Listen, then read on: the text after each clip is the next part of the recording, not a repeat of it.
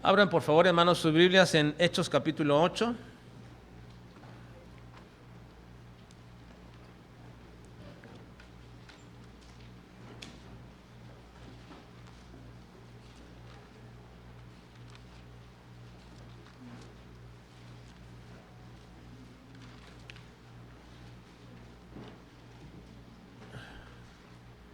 Estamos culminando el estudio del capítulo 8 de Hechos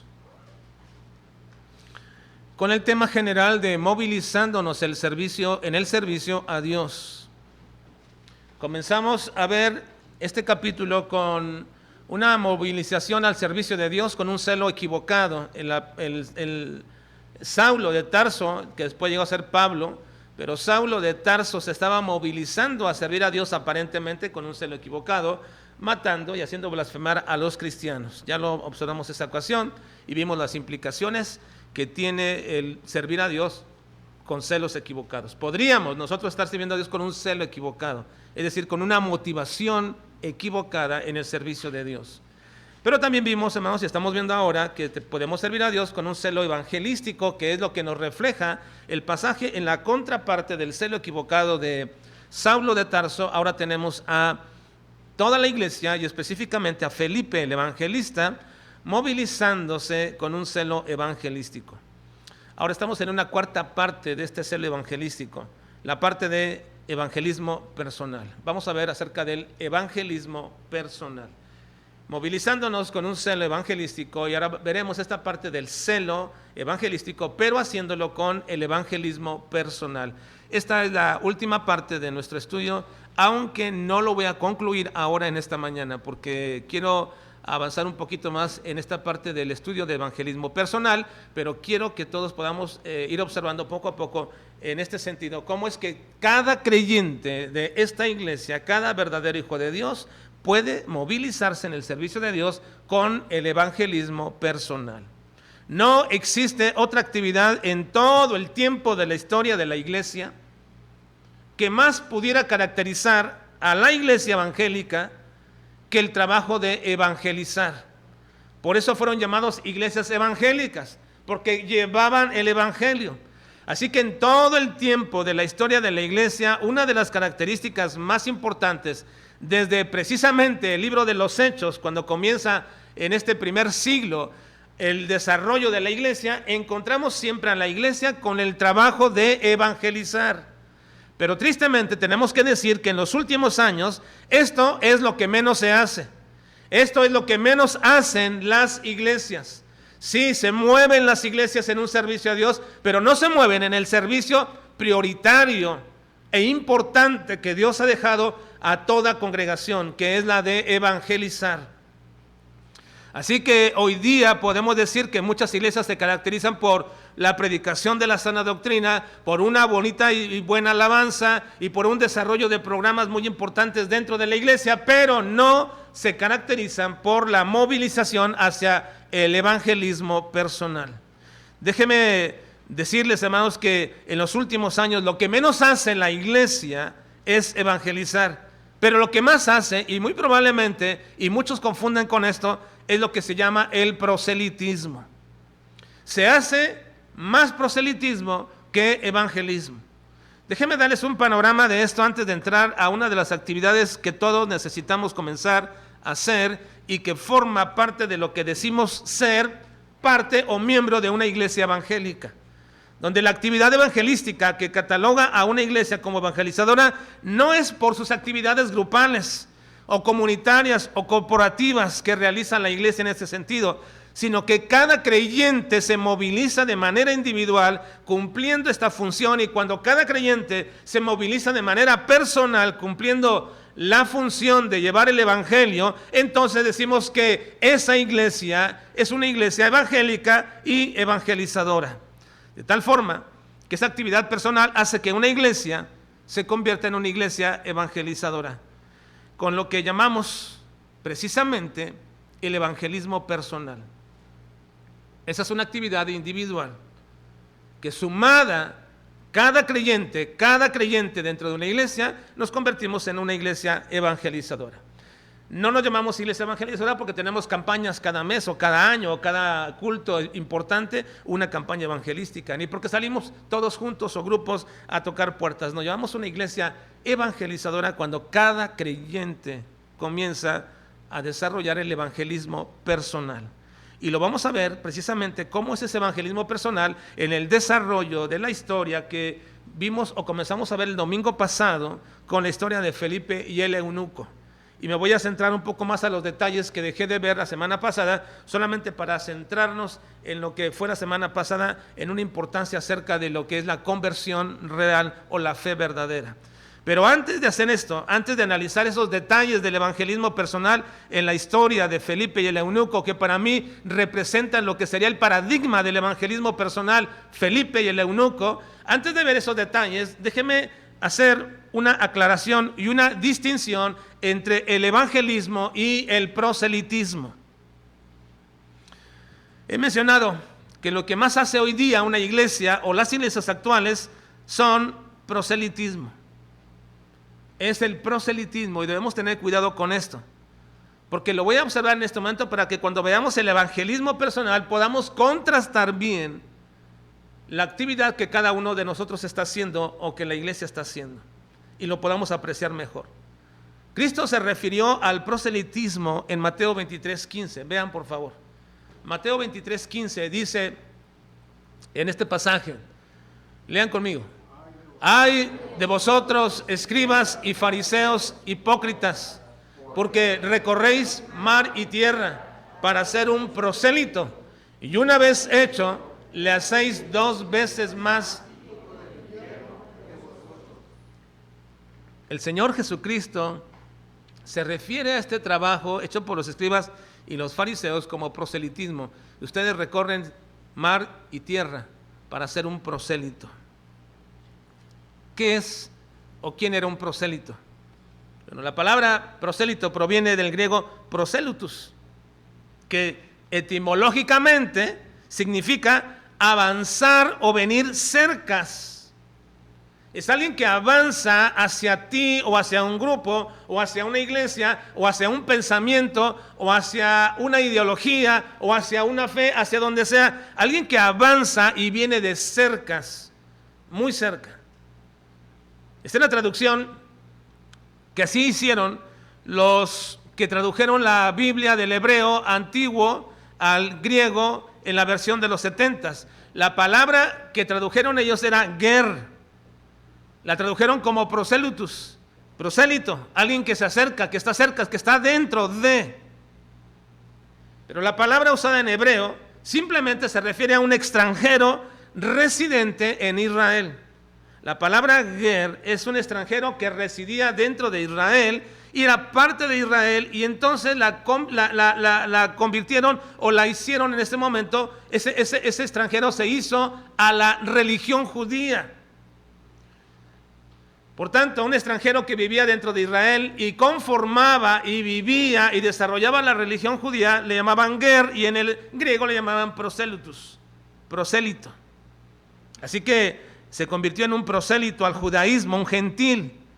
Pero había 2 tipos de conversiones al judaísmo: los prosélitos de la justicia, así llamados prosélitos de la justicia, porque cumplían de manera muy puntual cada parte de la ley como cualquier otro judío. Así que se circuncidaban, ofrecían sacrificios y practicaban el judaísmo de forma integral. Y también se bautizaban. Un gentil que se convertía en un prosélito de la justicia era aquel que se hacía prácticamente judío en toda la extensión de la palabra religiosa, pero también físicamente al él hacerse circunciso. Pero luego, para demostrar que era un judío, se bautizaba. Y el bautismo no es una exclusividad del cristianismo. Los judíos tenían una especie de bautisterio donde todos los judíos iban y se lavaban antes de entrar al templo o a ofrecer sacrificios, eran los lavatorios. Pero cuando un gentil se convertía al judaísmo, sí entraba a esas mismas aguas, un lugar donde especie de bautisterio donde corría el agua era corriente, no estaba estancada, y corría por allí, y entonces ese gentil era bautizado y demostraba manifiestamente delante de todos que ahora era un judío. Así que en esos baños de purificación también se bautizaba un gentil y se convertía al judaísmo. Pero cuando un gentil se convertía al judaísmo, era muy importante, hermanos, manifestarlo observando cada parte de la ley. Así que adquiría todos los derechos y obligaciones que un judío tenía. Un gentil era bautizado, y por eso es que nuestro personaje de este capítulo 8, el eunuco, sabía bien que si creía en Jesús y en la fe de Cristo Jesús, lo que tenía que hacer ahora, ¿qué era? Bautizarse. No es que Felipe le hubiera enseñado todo en un momento de evangelización y también le diera todas las 10, 15, 20 lecciones de discipulado para que dijera, ahora sí, ya entiendo lo del bautismo. No, él lo sabía. ¿Saben por qué lo sabía? Porque él ya había sido bautizado para hacerse judío. Él era un gentil que venía a Jerusalén y como era judío, un prosélito judío tuvo que haberse bautizado y lo entendía bien.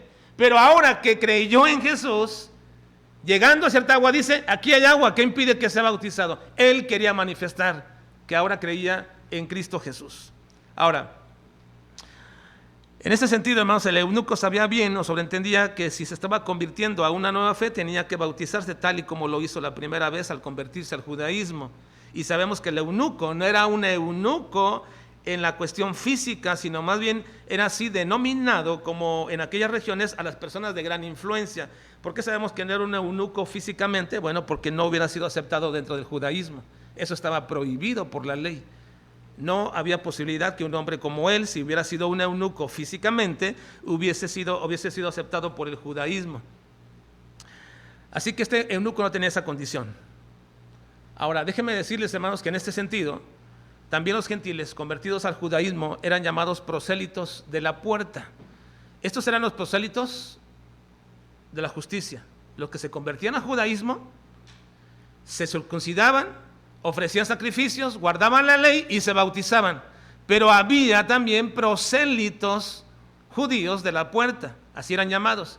¿Quiénes eran estos? Bueno, estos abrazaban la fe judía, pero no se circuncidaban. Ellos no se circuncidaban y ellos no ofrecían a veces sacrificios, algunos sí y otros no, y tampoco eran bautizados. Ahora, estos eran una especie de simpatizantes, pero que en realidad no se convertían del todo al judaísmo, o bien medio se convertían al judaísmo. En realidad, muchos prosélitos judíos de todo el mundo eran judíos de la puerta, muchos de esos judíos. Porque de alguna forma, hermanos, tenemos que entender esto, que el diseño de la religión judía no era el diseño de una religión cerrada, no era solamente para el grupo étnico de Israel, no, así no fue diseñada.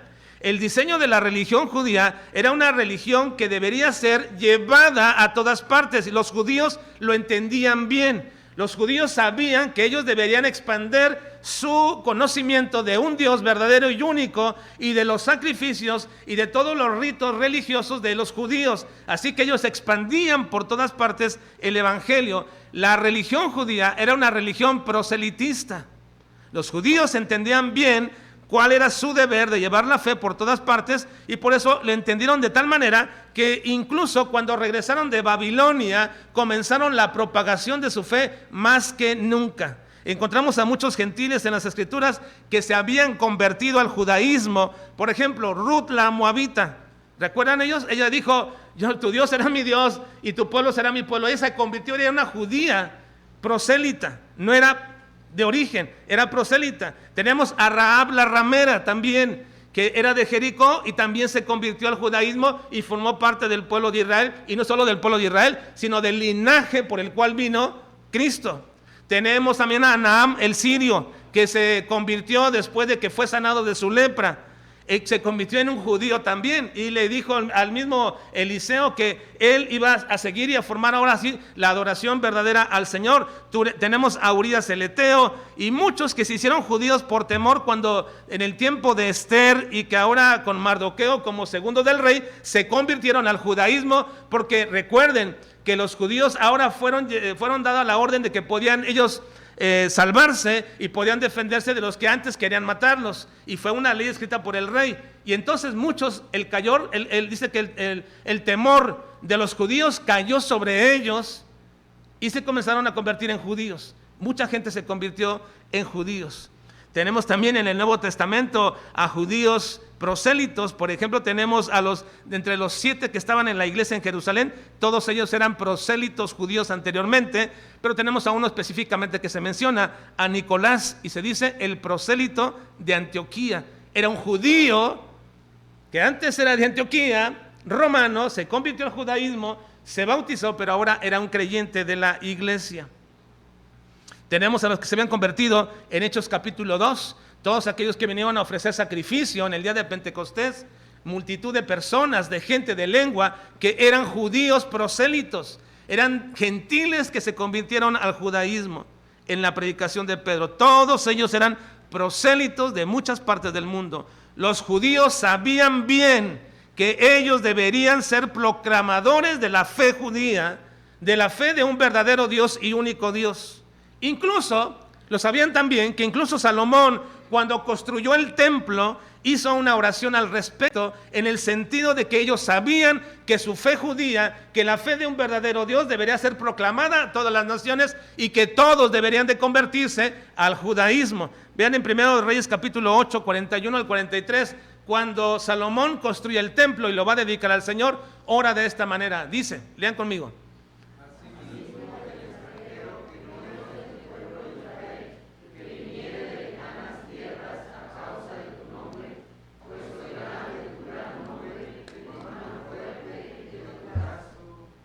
Extendido y vinieren a orar a esta casa, tú oirás en los cielos, en el lugar de tu morada, y harás conforme a todo aquello por el cual el extranjero hubiere clamado a ti. Todos los pueblos de la tierra conozcan tu nombre y te teman como tu pueblo Israel, y entiendan que tu nombre es invocado sobre esta casa que yo edifiqué. Salomón sabía perfectamente que esta casa serviría mucho más para el interés proselitista de todos los judíos, porque ahora todos los proselitos judíos de todo el mundo estarían en algún momento obligados a venir a Jerusalén, a la casa de Dios, a adorar. En tiempo de Jesús, hermanos, los grandes propagadores del judaísmo, los grandes proselitistas, ¿quiénes eran? ¿Quiénes eran los grandes proselitistas del judaísmo, hermanos, en el tiempo de Jesús? ¿Lo saben? El texto no lo dice cuando lo leímos al principio. Los escribas y los fariseos. ¡Ay de vosotros, escribas y fariseos, que recorréis mar y tierra para ser un prosélito! Para ser un prosélito. Ellos eran los grandes propagadores de la fe judía. Así que entendamos algo bien claro, hermanos, en este sentido. De hecho, la palabra prosélito es casi, y lo van a encontrar en la mayoría de los diccionarios o la mayoría de las aplicaciones de este concepto, aunque se aplica para términos o en cuestiones de ideologías, en cuestiones de política, en cuestiones de cualquier cosa, pero se comenzó a usar la palabra prosélito a un convertido gentil al judaísmo. Ese fue el inicio del proselitismo. Aún los propios que lo utilizaban los griegos lo usaban de esta manera y decían: un prosélito es aquel que se convierte al judaísmo, porque se había extendido, hermanos, el judaísmo por todas partes del mundo. Ellos entendían que el judaísmo era una religión que debería ser llevada a todas las naciones. No era una religión cerrada, debería ser llevada a todas partes. Claro, era cerrada en el sentido de los rituales, lo que tenían que hacer y cómo cumplirlos, pero la tenían que llevar por todas partes. Mantengan esto en mente, porque precisamente es lo que ha cundido hoy en nuestros días. En el tiempo de Jesús, los grandes propagadores del judaísmo eran los escribas y los fariseos, y por ello Cristo los acusa de hacer proselitismo. ¿Quiénes eran los escribas y fariseos? Bueno, eran los hombres más conocedores de la ley y las costumbres judías. Ellos tenían no un celo evangelístico, ellos tenían un celo religioso. Y ellos hacían grandes esfuerzos y sacrificios personales para encontrar a una persona que quisiera convertirse al judaísmo. Cristo usó una frase hiperbólica, exagerada, para decir: ustedes recorren mar y tierra para encontrar a un prosélito, y lo hacen prosélito. Tienen que hacer todo ese esfuerzo, lo tienen que hacer y recorrer por todas partes. La verdad es que este sacrificio personal que hacían los escribas y los fariseos para cumplir esta tarea era realmente muy grande, y el fruto de su trabajo era un prosélito, y les daba resultado. Pues cuando alguien tiene este objeto de hacer proselitismo, vean, hermanos, cuando alguien tiene el objeto de hacer proselitismo, va a hacer todo el esfuerzo posible para poder hacer un prosélito, y normalmente va a tener éxito en su proselitismo, normalmente. Por eso es que hoy día los grandes grupos que crecen y crecen son grupos que utilizan el proselitismo como método. Les da resultado, insisten, se sacrifican para lograrlo. Vemos, por ejemplo, en estos a los falsos testigos de Jehová. Están por todas partes, mañana, tarde y noche, por todos lados van. No hay lugar donde no esté un puestecito de los testigos de Jehová con sus revistas. No hay lugar donde usted no vea a alguien recorriendo mar y tierra para hacer un prosélito de los testigos de Jehová. Vemos a los mormones por todas partes del mundo recorriendo en parejas, por todos lados, haciendo prosélitos. ¿Les da resultado, hermanos? Sí, les da resultado. Crecen y crecen. Incluso hay grupos evangélicos que hacen proselitismo. Recorren casa por casa y hasta templo por templo para traer prosélitos a su propia iglesia. Lo hacen. Hay gente que hace proselitismo dentro de las propias iglesias. Sí, lo hacen. Recorren por todos lados, se esfuerzan, hacen mucho trabajo, hacen sacrificios, y el mejor ejemplo de proselitismo que tenemos es precisamente los escribas y los fariseos. Todos los judíos entendían esto porque su religión llegó a inundar el mundo entero, pero luego Cristo les da una sentencia terrible, muy dura y muy grave a estos proselitistas y a cualquier otro proselitista en todos los tiempos. El resultado del proselitismo, del esfuerzo que hacen ellos, es terrible. Cuando hacen un prosélito, dice Cristo, pon el texto ahí por favor, inicial, Mateo 23:15. Cuando han recorrido mar y tierra y hacen un prosélito, ¿cuál es el resultado? Esto es terrible. Todo ese esfuerzo que han hecho para recorrer mar y tierra, para encontrar un prosélito y hacerlo prosélito, ahora que lo hicieron, lo hacen 2 veces más hijo del infierno que vosotros. 2 veces más hijo del infierno que vosotros. Eso es terrible. Es terrible. Aquí implica que también los fariseos y los escribas eran hijos del infierno. Pero ustedes que recorren mar y tierra para hacer un prosélito, lo hacen 2 veces más hijo del infierno que ustedes. Qué desgracia más grande para todos estos proselitistas. Porque eso es lo que son todos esos grupos e iglesias que no predican el evangelio verdadero. Son proselitistas. Y una vez que hacen un proselitismo y hacen a un prosélito de su religión, entonces lo hacen hijo del infierno doblemente más que ellos. Y es muy probable que todo lo que se refiere aquí cuando dice lo hacen doblemente hijo del infierno, hablándole a los fariseos y a los escribas, es que muy probablemente no se refiere a esta condición, al hecho de que un escriba y fariseo, siendo un judío natural que cumplía la ley del Señor y que confiaba en la ley del Señor como sus obras propias para poder salvarse, un hombre que confía en su propia religión y en sus propias obras para salvarse, va a ir al infierno, no importa cuál sea la religión. No importa que venga a esta iglesia, si piensa que por venir a la iglesia y hacer buenas obras, eso lo va a salvar, no, te haces hijo del infierno. No, no es así. No son tus obras, no es tu deseo, no es tu confianza en algo. No, Los fariseos y los escribas confiaban en la ley judía para salvarse, y el Señor dijo, no es así, la ley no te salva, la ley te condena. Y si confías en ella, lo primero que debes saber es que nadie la puede hacer. Y segundo, quien la intente hacer y falle en un pequeño punto, se hace culpable de todos y por tanto va al infierno. Y eso lo hacían los judíos normales, naturales. Pero ahora piensen, ¿quién es un judío doblemente hijo del infierno? Bueno, un judío doblemente hijo del infierno en primer lugar es un prosélito, porque dice que lo recorren, lo traen, lo buscan y es un prosélito. Pero ese prosélito al que se refiere aquí no es al prosélito de justicia, es al prosélito de la puerta. ¿Por qué? Porque es alguien que se ha acercado, que entiende, que le gusta, que le agrada, que está ahí en medio, que está ahí con ellos, pero que ni siquiera cumple las demandas de la ley, ni quiere hacerlo. Por lo tanto, este sería un doble hijo del infierno, porque ni siquiera se hace hijo del infierno como ustedes lo hacen, sino que ahora hasta con comodidad se hace un doble hijo del infierno, porque ni siquiera quiere cumplir lo que ustedes cumplen. Esto es muy grave, hermanos. ¿Saben por qué? Y es muy severo. Y es muy importante entenderlo. Porque creo, hermanos, que esta condición se replica también dentro del cristianismo. Y es más grave. También dentro de nuestras iglesias. Gente que solamente es simpatizante, asistente, les gusta, están, pero no se han convertido al Señor. Son prosélitos. Les gusta lo que se desarrolla en la iglesia.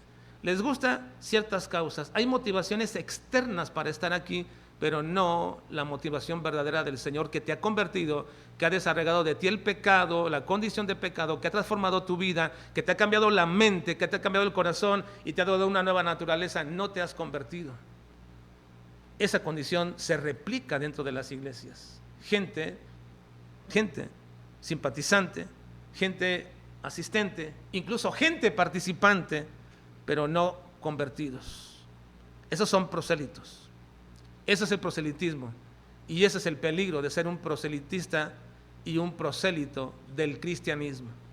Eso es lo que sucedía con los judíos. Un prosélito en cuestión de religión siempre será un doble hijo del infierno. No importa cuál sea la religión, no importa cuál sea el grupo evangélico donde vaya, un prosélito siempre será un doble hijo del infierno. Ahora, ¿qué hacemos nosotros?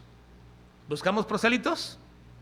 Hermanos, ¿qué debemos hacer nosotros? ¿Buscaremos entonces hacer proselitismo? ¿Ir a otras iglesias y con otros cristianos y traerlos a nuestra iglesia? ¿Hacemos eso? ¿Buscamos eso? ¿Buscamos arrancar de iglesias a gente y traerlos acá? ¿O queremos que se sientan cómodos con nosotros y que formen parte de nosotros y hasta participen de nosotros sin ser verdaderos convertidos? El proselitismo no convierte a nadie, no salva a nadie. El proselitismo condena y hace a las personas doblemente hijos del infierno. Así que, ¿cuál es la respuesta ante esta práctica? La respuesta ante esta práctica es el evangelismo personal. El evangelismo personal. Versículos 26 y 27, por favor, hermanos. Vamos a ver esta lectura. Versículos 26 y 27.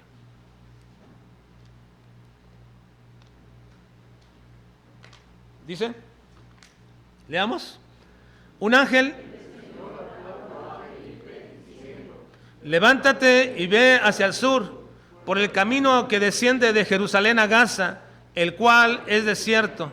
Entonces él se levantó y fue, y sucedió que un etíope eunuco, funcionario de Candace, reina de los etíopes, el cual estaba sobre todos sus tesoros y había venido a Jerusalén para adorar. Bueno, déjenme decirles la primera gran verdad del evangelismo personal. El evangelismo personal surge de la iniciativa y el interés de Dios por cada persona de manera individual. Por eso llamamos evangelismo personal. Evangelismo personal es la iniciativa y el interés de Dios por cada persona de manera individual. Había seguramente en esa ocasión muchas personas regresando de Jerusalén junto con aquel eunuco. Personas que eran prosélitas del judaísmo. que como eran enseñados deberían ir en sus posibilidades al menos alguna vez a las fiestas de Jerusalén. Había varias fiestas de carácter imprescindible de observar, pero quizás la fiesta más asistida por todos los prosélitos y por los judíos naturales era la fiesta del Pesaj o la Pascua. Había cientos de miles de personas que iban a Jerusalén cada año, y este eunuco era uno de ellos. Este hombre era un funcionario, es decir, alguien del gobierno, una especie de representante o de emisario de la reina, que tenía a su cargo el administrar toda la riqueza de la reina. Candace es un título nobiliario, no es el nombre de la reina. Candace era el título nobiliario de las reinas de Etiopía. Así que Etiopía en aquella época era un reino muy grande, muy grande.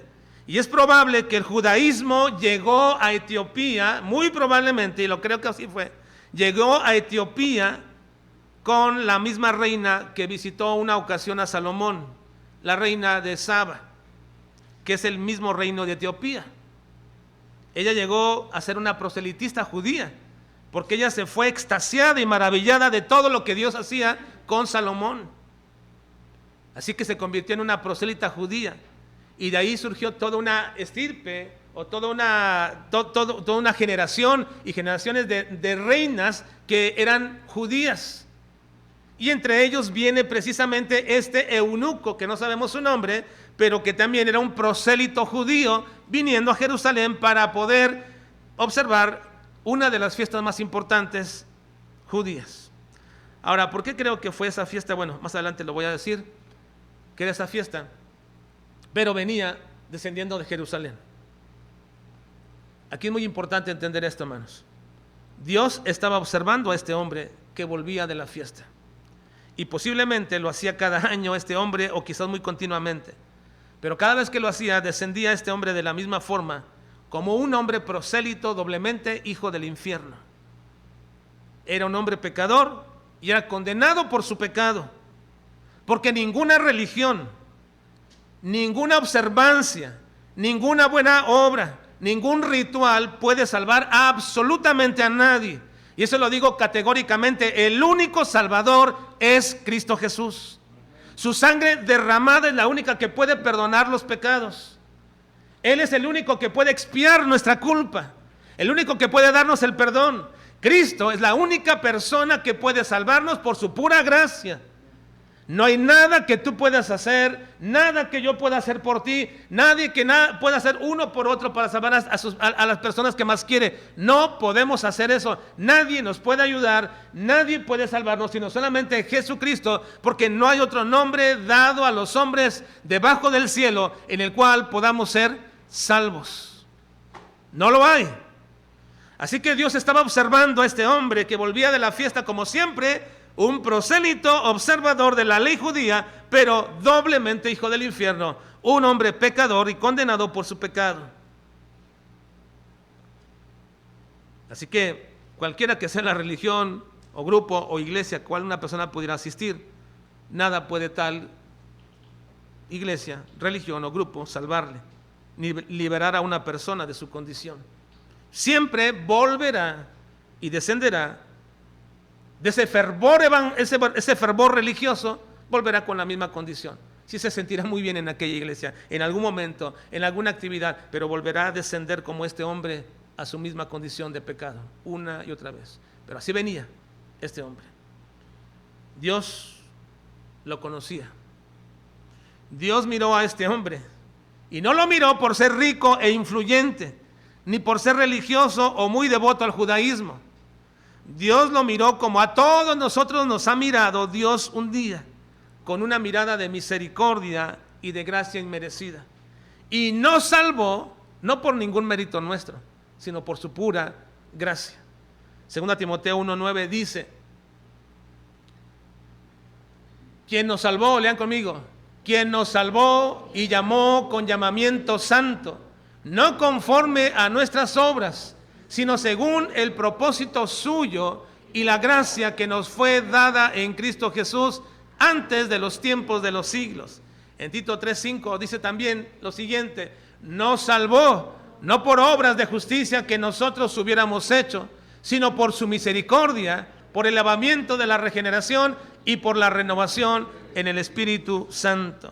Así que Dios observó a este hombre bajando en la misma condición de pecado con la cual siempre subía y se llenaba de fervor y volvía a regresar una vez más en su misma condición. Dios posó su mirada de misericordia sobre este hombre, al igual que lo hizo también con todos nosotros, y al igual que quizás lo está haciendo con algunos de ustedes aquí que aún no son creyentes verdaderos en Cristo Jesús.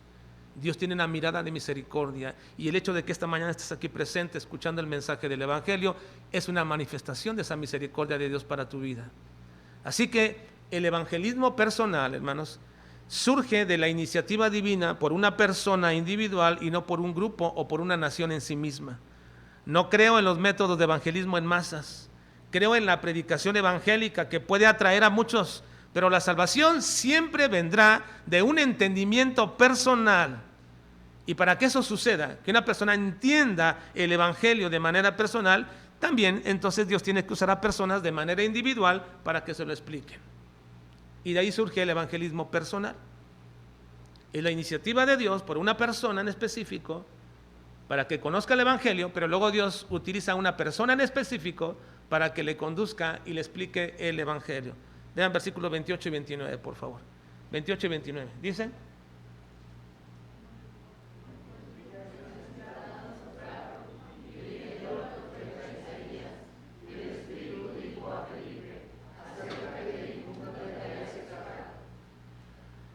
así que este hombre volvía sentado en su carro y leyendo al profeta Isaías.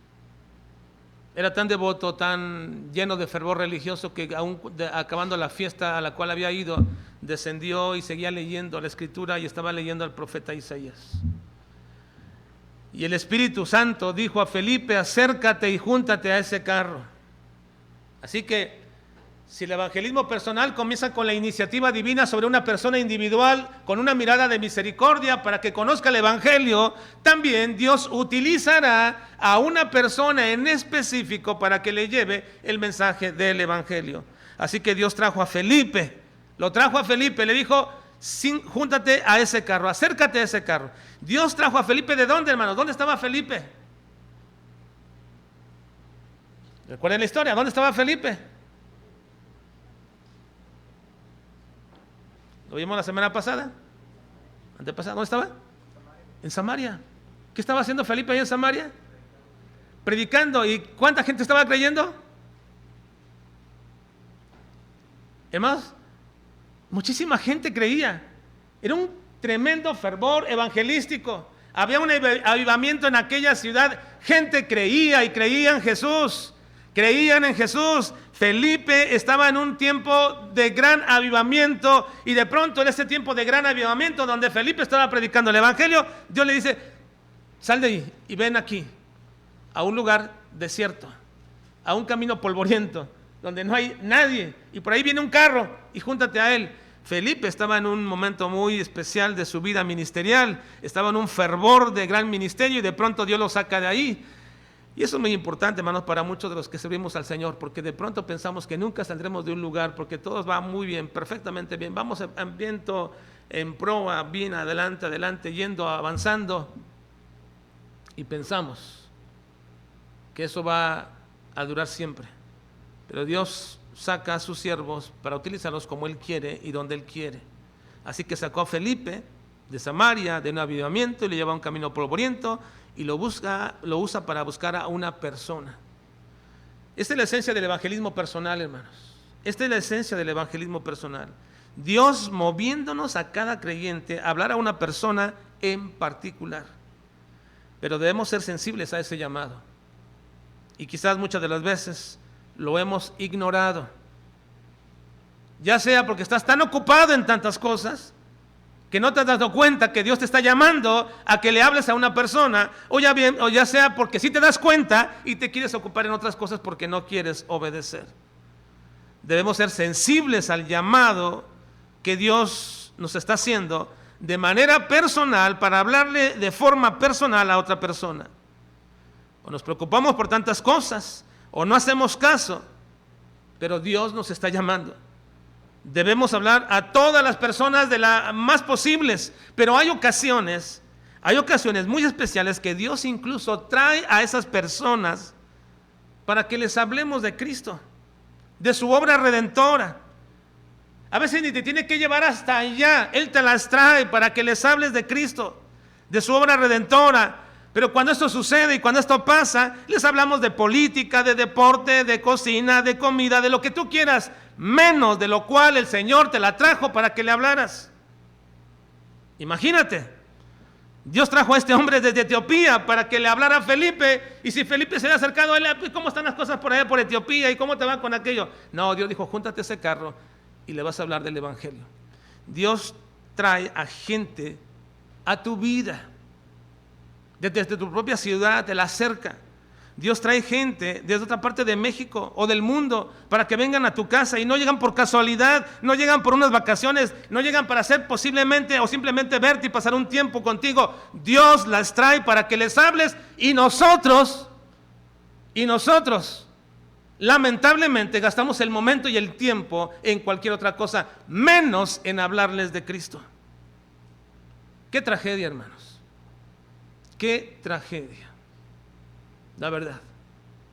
Gente moviéndose hacia nosotros,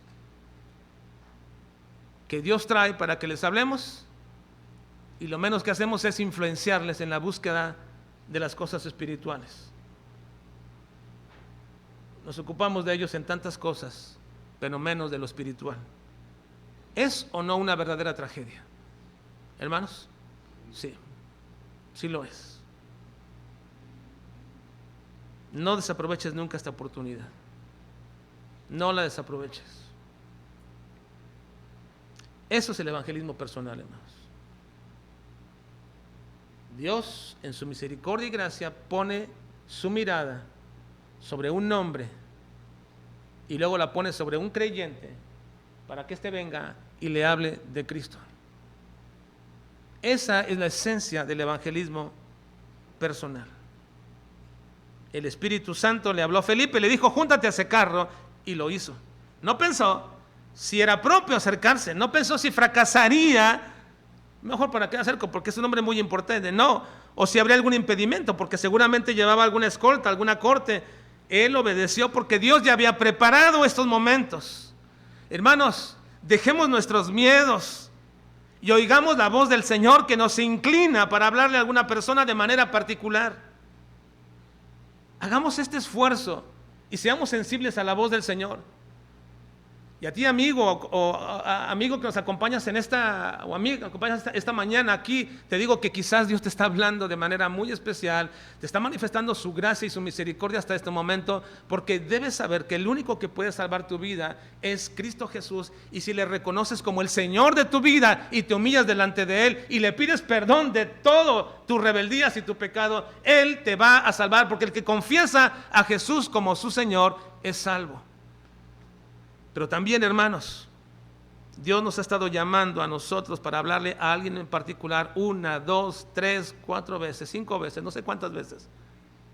No sé cuántas veces ha venido a tu casa alguien, o ha llegado a tu puesto de trabajo o a tu lugar donde estás estudiando alguien y se acerca con una necesidad, y nosotros volteamos y no oímos la voz del Señor, y nos ocupamos de tantas cosas y no queremos decirles cualquier otra cosa, y no queremos que se ofendan para que no dejen de venir con nosotros. Hermanos, qué desperdicio de nuestra vida. El evangelismo personal es la esencia del movimiento de Dios a una persona en misericordia y en mandamiento a otro para que le hable. Y eso es lo que debemos hacer, no proselitismo. Así que voy a dejar esta parte del relato inconcluso para la próxima ocasión, para explicarte cómo es que Dios puede darnos las palabras para iniciar una conversación evangélica, y cuál debe ser la culminación de todo proceso del evangelismo personal. No termina con el hecho de que le hables de Cristo nada más. El evangelismo personal va más allá de todo esto. Concluye con una acción muy determinante de la confesión de una persona a la manera bíblica de que Cristo es su Señor. Y lo vamos a ver la próxima semana, pero este es el evangelismo personal, es la esencia. Dios mirando misericordiosamente a una persona y ordenándole a otra para que le hable de Cristo. Pero ahora Concluyo en esta mañana y quisiera que pusieras mucha atención al llamado de Dios de forma particular que Él te está haciendo para que le hables a alguna persona en particular esta semana. Te invito a que estés atento, que seas sensible, que si tú eres un hijo de Dios oirás esa voz y te va a inclinar y te va a mover, incluso hasta te va a traer a la persona, muy probablemente, para que le hables de Cristo.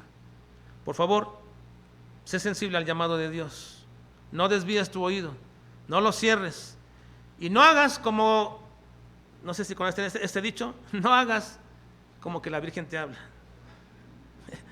Era un dicho de mi papá que siempre nos decía cuando nos estaba hablando, diciendo las cosas, y para que no nos distrajéramos, haciendo como que no oíamos, nos decía, no hagas que la Virgen te está hablando. Es más, te diré una cosa, no va a venir un ángel del Señor a decirte, como a Felipe, háblale a ese del carro. No va a venir un ángel del Señor, no esperes que venga un ángel y te diga, porque si viniera un ángel te apuesto que lo haces. Un ángel, si viene un ángel, te aseguro que por la maravillado que puedas estar por ver a un ángel y que te diga, háblale a él, lo vas a hacer. ¿No? ¿No creen? Sí, pero te voy a decir algo. No va a venir un ángel a hablarte, pero sí va a venir alguien más poderoso y único y grandioso que un ángel, más allá que un ángel. Es Dios, el Espíritu Santo, que te va a decir, júntate a esa persona y háblale. Y lo hace continuamente, hermanos. Él sí lo hace. La voz del Espíritu Santo viene a tu mente y a tu corazón para que le hables a alguien. No desoigas esa voz. Espero en el Señor que esta semana algunos de ustedes comiencen a hacer evangelismo personal, inclinados por el Espíritu Santo a hablarle a otras personas. Vamos a orar, por favor.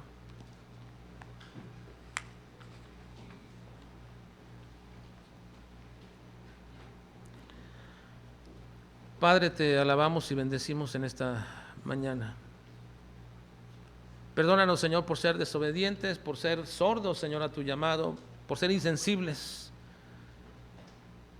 Perdónanos, Dios, y ayúdanos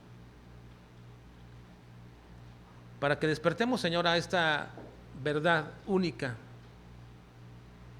grandiosa, de proclamar a Cristo a todos, pero especialmente a aquellos, Señor, a los cuales tú nos inclinas y nos atraes. Ayúdanos, Dios, a poder hablar de Jesucristo esta semana, a sensibilizar nuestro corazón y nuestros oídos. Te lo rogamos, Dios, y te lo pedimos en Cristo Jesús. Amén.